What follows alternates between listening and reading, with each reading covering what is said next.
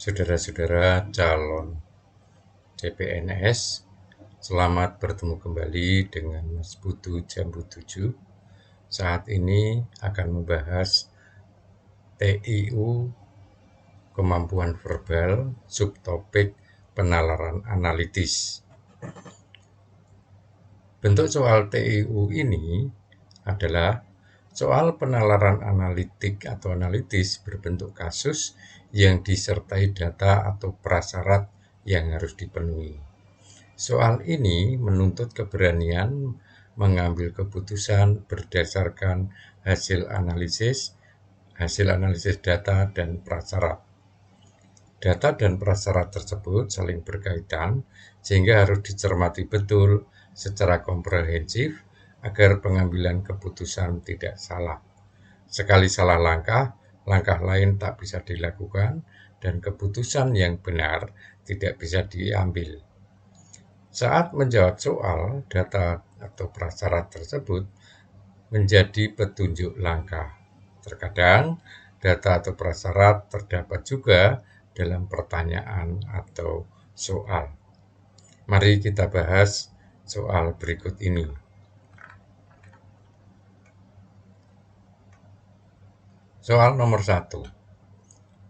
Semua Y adalah P. Sebagian Y adalah R. Jadi, kita untuk mempermudah kita andikan. Kita gunakan pengandian semua Y ini adalah semua pegawai. Adalah P. P adalah anggota SPSI. Sebagian Y adalah R. Nah, sebagian pegawai adalah sekretaris. R ini sekretaris. Maka simpulannya, sebagian pegawai atau sekretaris adalah anggota SPSI. Atau semua sekretaris, semua R adalah anggota SPSI, adalah P.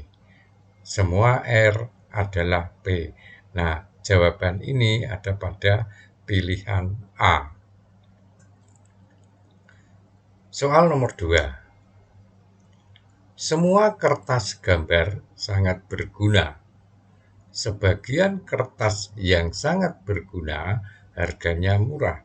Jadi ada banyak kertas yang sangat berguna dan itu harganya murah. Nah, kertas gambar ini salah satu kertas yang sangat berguna. Maka simpulannya adalah semua kertas gambar harganya murah.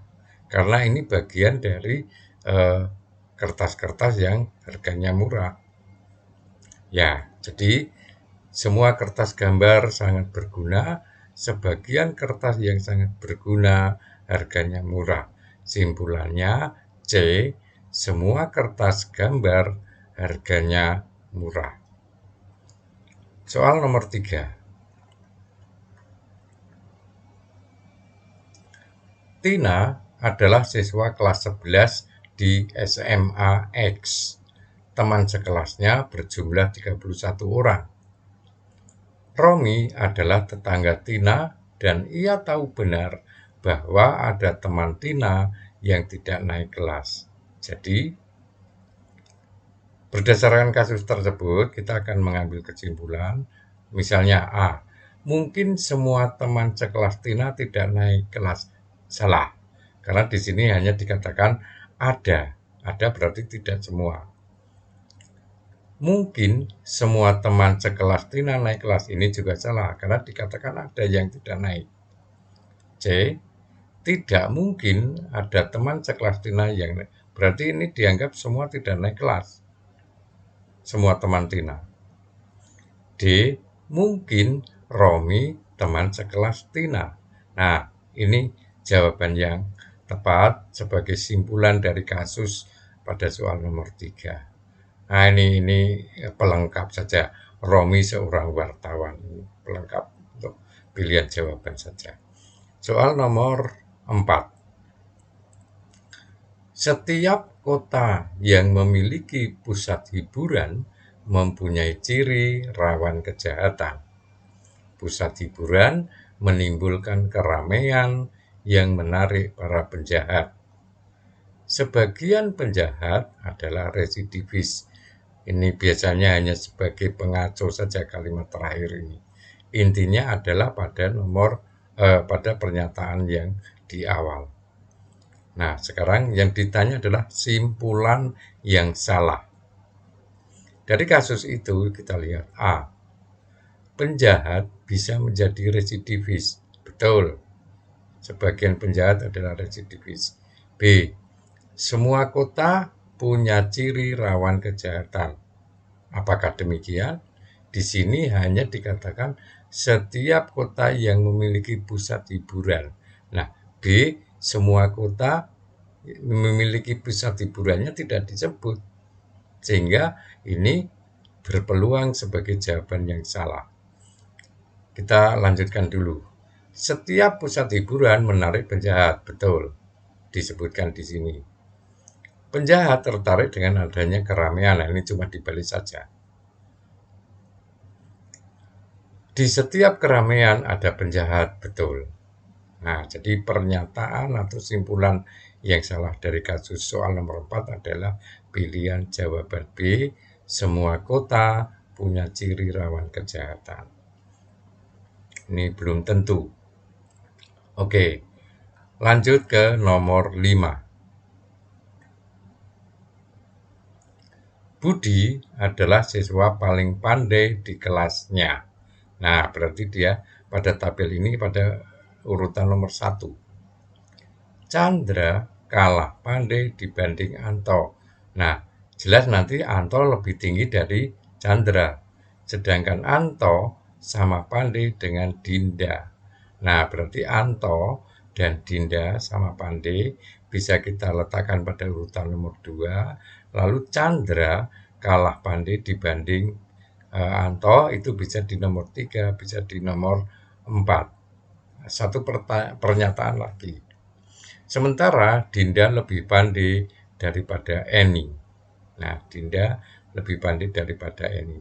Jadi sangat mungkin Chandra dan Eni sejajar atau Eni bisa di bawah, Chandra pun juga bisa di bawah.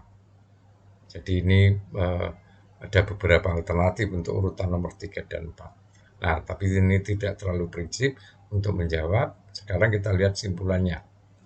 Simpulan yang paling tepat adalah Dinda lebih pandai daripada Chandra. Karena Dinda setaraf dengan Anto dan Chandra kalah pandai dibanding Anto. Maka jawabannya adalah D. Nomor 6. Semua siswa pandai berbahasa Inggris. Siswa yang pandai berbahasa Inggris gemar berdiskusi. Siswa yang gemar berdiskusi tidak pandai berdebat. Nah, ini jelas sekali. Simpulannya adalah siswa yang gemar berdiskusi itu tidak pandai berdebat. Nah, kita simpulkan siswa yang tidak pandai berdebat pandai berbahasa Inggris. Jadi pilihan jawabannya E. Semua siswa yang tidak pandai berdebat, mereka pandai berbahasa Inggris. Soal nomor 7. Nah, ini soal berurutan dari sebuah kasus. Soal untuk nomor 7 sampai dengan 10. Untuk menentukan siswa yang akan mewakili sekolah dalam kompetisi Olimpiade Sains, guru pembina SMA Y melakukan tes seleksi terhadap 5 siswa terbaik kelas 11 dan 12. Tes diberikan dalam bentuk soal teori X dan eksperimen Y dengan hasil sebagai berikut. Untuk tes teori itu Adi kelas 11 7, Brian kelas 12 8, Clara kelas 11 7, Dina kelas 12 8, Emma kelas 12 9. Tes eksperimen Adi 9, Brian 9, Clara 8, Dina 8, Emma 7. Nah, kriteria pemilihan siswa yang akan dikirim adalah 1. Nilai akhir tes dihitung dengan rumus 2x plus 3y. Siswa dengan nilai akhir tertinggi dikirim ke kompetisi tahun ini. Siswa kelas 11 dengan nilai tertinggi di antara teman setingkat akan dikirim ke kompetisi tahun depan. Nah, analisis hasil akhir tes sesudah dihitung dengan rumus 2x plus 3y, total nilai AD adalah 41, Brian 43, Clara 38, Dina 40, Emma 39. Nah, sekarang nomor 7 pertanyaannya, urutan siswa dari yang tertinggi sampai dengan terendah berdasarkan nilai akhir tes adalah, nah ini sudah jelas, Brian, Adi, kemudian Dina, Emma, dan Clara. Pilihan jawaban A. Siswa yang terpilih mewakili sekolah dalam Olimpiade Sains tahun ini dan tahun depan. Nah, tahun ini siapa? Adalah yang tertinggi dari kelas 12, yaitu Brian. Tahun depan yang tertinggi dari kelas 11, yaitu Adi. Jadi pilihan jawabannya D. Brian dan Adi. Soal nomor 9. Pernyataan yang tidak sesuai dengan data di atas adalah, nah ini saya kopikan dari tadi hasil analisis di atas supaya kita lihat di monitor ini. Pernyataan yang tidak sesuai, ini jawabannya adalah B.